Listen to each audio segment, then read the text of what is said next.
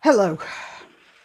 Now, I'm going to try and keep this short because I know a lot of people are already losing interest in it, but I can't let this go without mentioning the Beirut explosion. It's a situation that needs some discussion, and I'm not sure that many people understand why and how it happened. So I'm just going to go through that so you have some background. We'll start with two short videos. Let's see, where are they? Here we are. Now this bride, judging by her outfit, is a Muslim and fairly observant. She's enjoying her moment in the sun, posing for her wedding photos. It's a wonderful occasion in Beirut when this happens.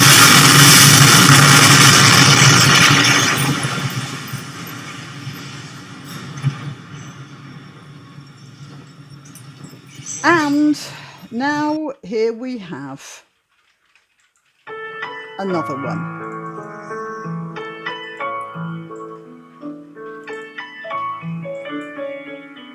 Judging by their outfits, they're Christians, and they're posing for their wedding photos in Beirut when this happens.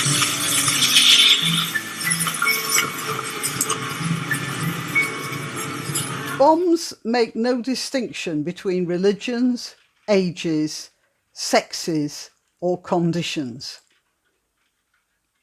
And if you don't think this was a bomb, well, think again. Certainly, it wasn't a bomb that anyone wanted to set off, but it was, so to speak, a bomb in waiting.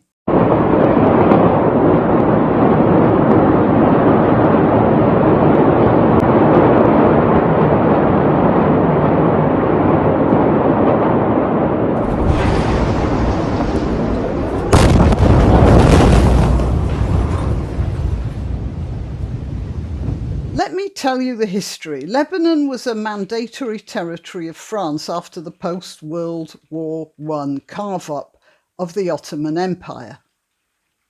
With the French in charge and a population that was more than half Christian, Lebanon became a little Paris in the Middle East. All the Muslims in the Middle East who could afford it went to Lebanon regularly for a holiday from the restrictions imposed by their own social systems. But it couldn't last.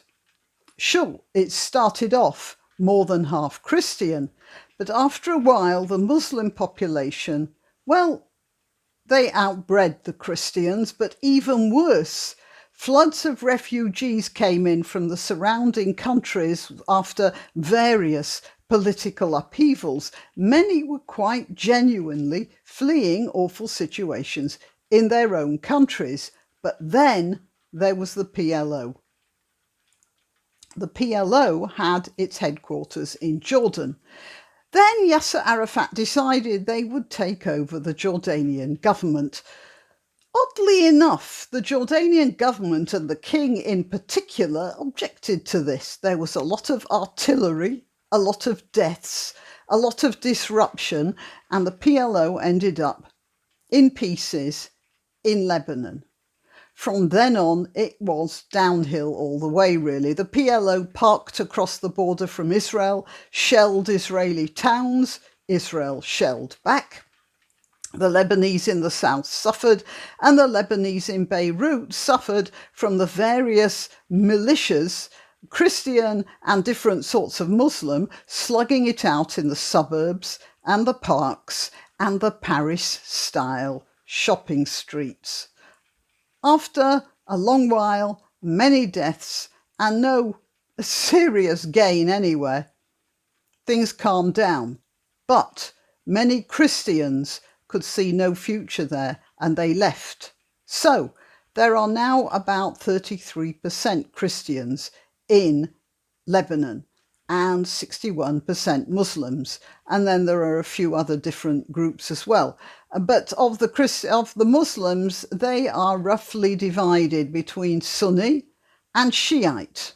And by roughly, I mean that they don't get along all that well. However, they are at least both united in their mutual antagonism, first towards Israel and secondly towards the Christians, whatever they pontificate about getting along with the Christians.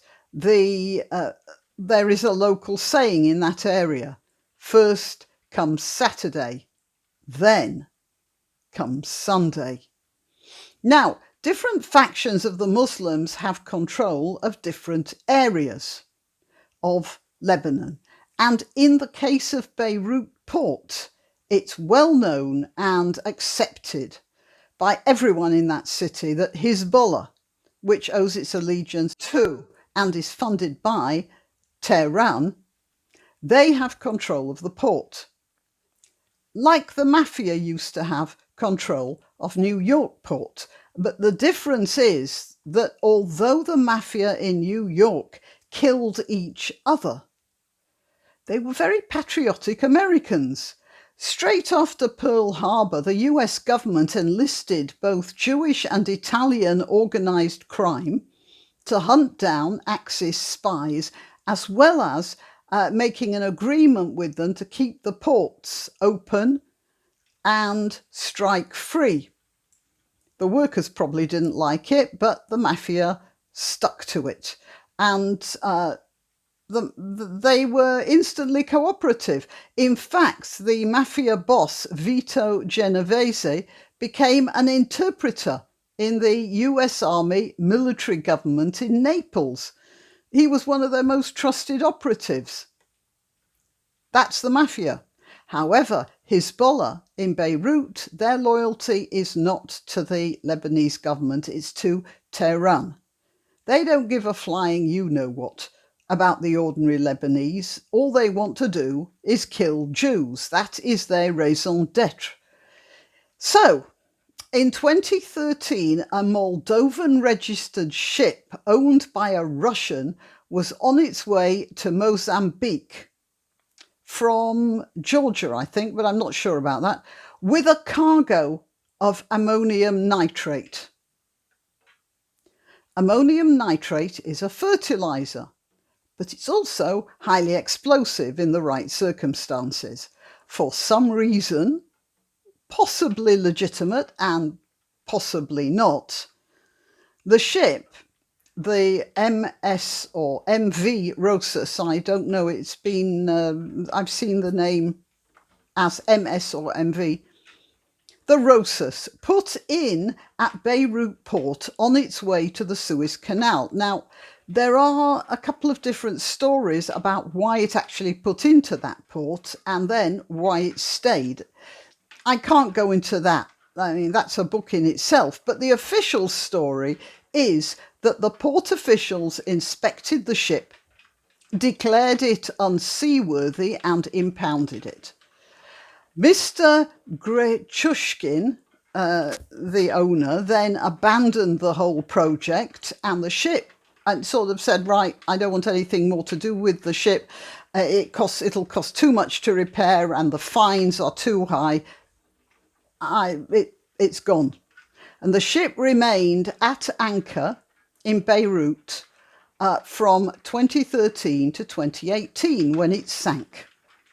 But that's 5 years it was there unmaintained and at anchor before it succumbed to the sea. So I don't reckon it started out that unseaworthy. But what do I know about matters maritime? Now, whether by intention or not, Hezbollah, in charge of the port, remember, found that Father Christmas had arrived, or the Shiite version thereof.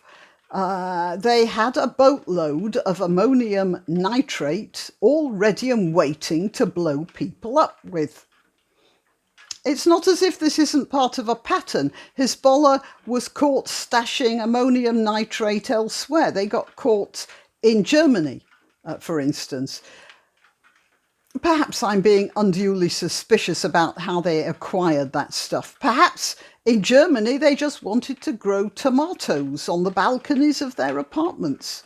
Anyway, Hezbollah had all this explosive material, which shortly after the Rosas was abandoned, was moved from the Rosas into a warehouse on dry land. And then the usual combination of local carelessness and bone-headed stupidity ended up with the whole lot going up. It flattened a 12-mile circle, and so far as I've been able to find out, it's killed 158 people, injured 7,000, and left 300,000 people homeless. Just digest that number. 300,000 people. There aren't many cities that have that many people in them. And they're all they have left of their lives, their family photographs, their pianos, their treasured pottery from grandma, their family heirlooms, flattened. Dust and ashes. And I don't believe that the death toll is 158 either.